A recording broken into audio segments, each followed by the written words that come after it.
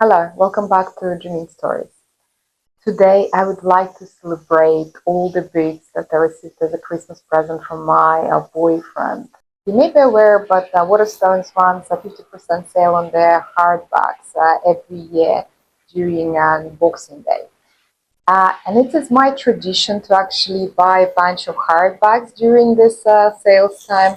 And the second year in a row, my boyfriend actually buys these books for me as part of my Christmas present. So today I would like to show you what sort of books he bought for me. I got 10 books as a present this year. So I would like to show them all to you and discuss how excited I am about them. So the first book is There Are Rivers in the Sky by Elif Shafak. The synopsis of this book is pretty confusing. As far as understood, this is a story following three narratives. So we are following Arthur, who was born during Victorian England next to River Thames. Uh, I think in quite a poor family, and he's trying to find his way in life. At the same time, we are following a young girl that lives next to River Tigris in 2014, and she was trying to be baptized, but the ceremony was interrupted, and she is trying to achieve her goal.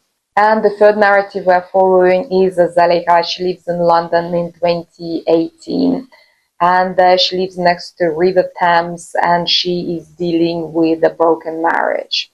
So as you can see, all these protagonists live next to water. And I think one of the main themes of this book is actually about water and how water connects people and connects memories. Because the beginning of the book starts in ancient Mesopotamia with a drop of water that hovers above a king's head. It is a king, Ashurbanipal. I'm really sorry if I mispronounce the name. Sometimes it's complicated, especially in different languages. And he's holding this ancient poetry epic of Gilgamesh. So I think in this book, all the narratives throughout the history are connected by the theme of water and how water is connecting people and their memories, and at the same time by Epic of Gilgamesh. I heard very good things about the writing and about the story. I will try to give it a go as soon as possible, and I'll let you know. So the next book I got as a present is The City and Its Uncertain Walls by Haruki Murakami. I have complicated relationship with Haruki Murakami because I've already read quite a few works by this author. Some time ago, to be honest, I think they're right for a read. So one of my ideas actually for this year was that I would like to give it a read to his works, because I said already I read pretty much majority of these works, but it was quite some time ago already, and I think I need to refresh my memories. But I know that I used to love his writing, and I used to love his stories, so I would like to check it. But at the same time, I know that I'm not really impressed by the way how he's describing women. So I think I'm not the only person who complains about this topic in his writing, in his stories, because lots of people said that his portrayal of women and relationship is not the greatest. So I think this will be my biggest negative upon my read, but I still would like to give it a go. But I think in this book, we are following our male protagonist, and his girlfriend disappears, and he's trying to find her and investigate what actually happened to her. In order to find her, he finds a job in this remote library, and he's trying to access this fantasy world where he thinks she now lives. And at some point, he actually finds this world and he finds her, but she lives and works in this fantasy library. But she doesn't have memory of their past and their relationship. And I think he's trying to reach out to her. To be honest, after reading the synopsis, it really reminded me of Wind Up Bird Chronicles book It's another chunker by him. I read it quite a while ago, and I think partner of the main character there disappeared as well, and he was trying to investigate and find her. So I think it may be quite a recurring theme in his books, but we'll see. I don't know. It just for some reason it just really reminded me that story as well. And the third book that I got as a present is Cher's memoir. This is part one. I think it's split into parts. And in this book, we're following her life since her childhood to her artistic independence. I think it examines her early childhood, her relationship with her mother, and how they were moving through different states and different cities because her mother was trying to find fame, and she always had to change schools and change the environments. And after that, it follows her relationship with her ex-partner Bonnie, how they met, how they became famous together. They became this famous duo. And I think the book finishes on the point when I think their relationship split, and Cher grows as an artist, as a person, as a woman, and tries to find her independence. So as you can see, it focuses on her first sort of part of life before she became Cher as we know her. Next book on my list is We Solve Murders by Richard Osman. If you watched my previous videos, you know that I already read his previous murder mystery series. There are 4 books in that series. I read actually 3 of them. I still have last one, a 4th to go, but I'm planning to finish it probably this or next month. So we'll see. I'll try to give it a go as soon as possible because actually I really want to move to this one.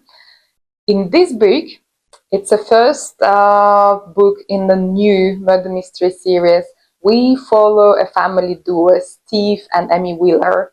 It's quite an unusual duo because it's not a father and a daughter. It's actually father and his daughter-in-law because Amy is married to his son. And as far as I understand from the synopsis, Steve is an investigator. He's retired, he's enjoying his retired life, and he's not really excited to get into danger again. And Emmy is a private bodyguard, and during this book, she is protecting a famous writer. And something happens, there is a dead body, as usual in this sort of stories, a bunch of money involved, and they're trying to actually solve the mystery and find out what actually happens before everything gets loose. As I said already, I really enjoy his previous series. I think his books are heavily leaning on interpersonal relationship. That was my favorite thing in his previous series. It became a bit repetitive in terms of murder mystery itself, but I always actually enjoy the relationship between his characters. I think this is the strongest points in his books, at least for me. So I really want to check this one out as soon as possible. Next book I've got is The Fury of the Gods by John Gwynne. I'm not sure it really needs introduction. I'm not sure, especially in the fantasy community. If you're a fantasy fan, you probably heard about this book because it is absolutely hailed by all fantasy and sci-fi booktubers. This is the latest fantasy trilogy by John Gwynne. I actually never read any of his books. I still need to give them a go. And I think I will start with his latest series, which is this one actually, the Bloodthorn Saga. This is the last book in the series. I have all of them, and I just decided to buy the last one and actually start reading it. I think it's a Norse-inspired fantasy series, Viking-inspired. And in this universe, gods used to exist, and they're part of the history and the lore. Something happened to them, and honestly, I don't really know much else about the series, and I really would like to keep it this way. I just heard amazing things about the history, and I would like to investigate myself and just form my own opinion. Then, obviously, I'll let you know what I think about these books. Okay, and the next book I got as a present is Mongrel by Hanako Footman. In this book, we again following 3 narratives. Is May, who lost her mother when she was 6 years old, and she lives in the UK in Surrey, and how she's dealing with grief and trying to explore her sexuality because she feels attraction to her female friend. And at the same time, we're following Yuki, who moves from Japan to London to become a professional violinist. And I think she starts a relationship or she finds some attraction with her older teacher. And the third narrative that we follow is Haruka, who lives in London, and she's having this nightlife, and she works in a sex district as a hostess. And she as well lost her mother, and I think she's trying to navigate the grief. There is no much clarity about how these people are connected. I think as a reader, we'll have to investigate it ourselves, but I'm pretty much interested, and I think design of the cover is very nice as well. And the next book on my list is Blue Sisters by Coco Mellors. I've never really read anything by this author, but I heard good things about this one, so I'm pretty excited about this book. I think in this book we are following sisters. There used to be 4 sisters, but one of them died, and 3 other sisters are meeting 1 year after their sister's death, and they're trying to navigate the grief and how to become a family, how to become a unit of 3 after this death. It's very interesting because I think in quite a few of these books that I mentioned already, we have the split narrative. I don't know, it's probably like a theme of this book haul, I'm not sure, because I don't really know sometimes how these narratives are connected, how they're woven together.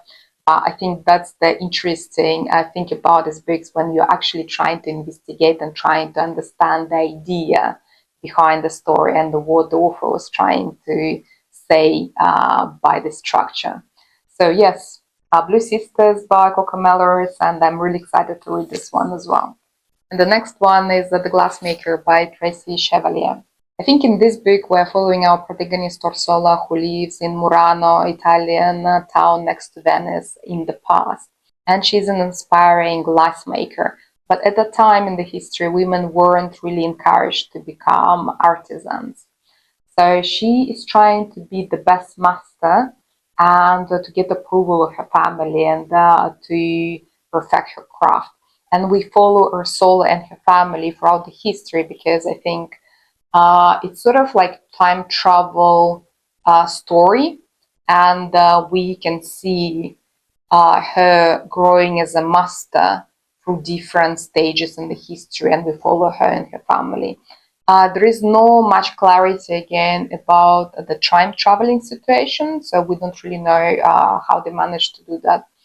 There is not much information about it in synopsis, so I'm really intrigued about it, and to actually find out if Ursula manages to get approval of her family and become the best master ever.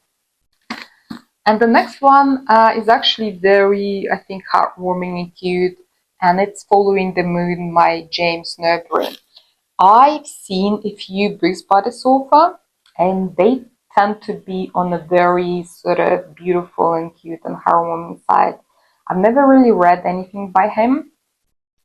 I'm not really sure even if there is point of reading or checking the synopsis, because it's such a short book and it's literally in pictures. There's pretty much no writing. I think I can read it in half an hour or less. But I've heard absolutely amazing things about his stories.